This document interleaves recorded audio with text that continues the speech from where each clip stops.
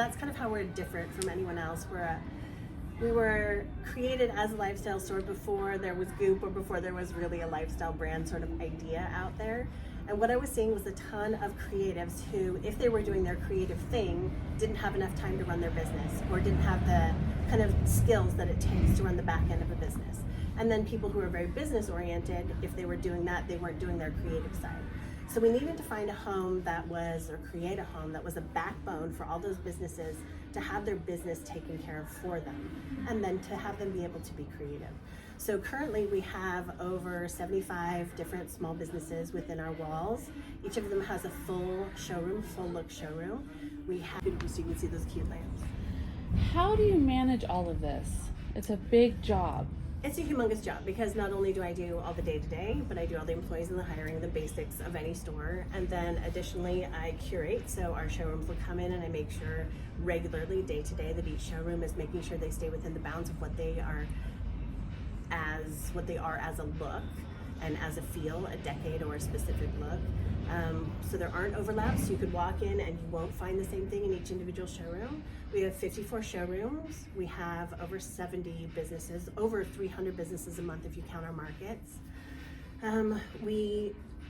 When I run the business itself, I'm also dealing with the city. I'm dealing with all of our photography studio upstairs, all of the photo shoots that we do for local people like Nike and Adidas and those sorts of folks.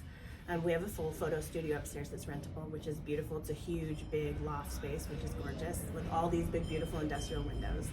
It was not the right fit, or they had to find a gallery that would take them on, which was also not the right fit. They needed to be accessible, they needed to be hands-on, they needed to have people see what they do, to buy on a regular basis, to be coming back in. A wait list of about 75 showrooms that would like to come in, but because I work so hard for our showrooms, I do all of our social media, I do all of our marketing as well. So I'm working for these showrooms 24 hours a day, really. I mean, my day starts quite early. When I'm looking for a new showroom, I look to see if it's something unique and different, something that isn't already established here in the store. So what I call it is the trifecta. I'm looking for someone who has beautiful, amazing goods that are going to be enticing to a customer. I look for somebody who has really amazing style, a way to bring it to the table that may be new and different for people who haven't seen it before. Even if it's a same style type, if they can bring it to the table in a way that's very different and makes it more accessible, that's important to me. And then the last thing I look for is somebody who's amazing and playing well with others.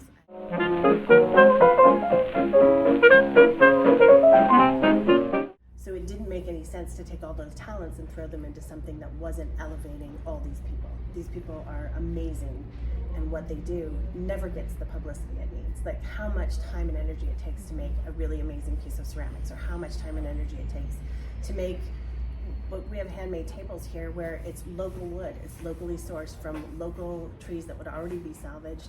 They're remade, they're rebuilt into something, you can customize them. You can get any Northwest hardwood that's available, softwood.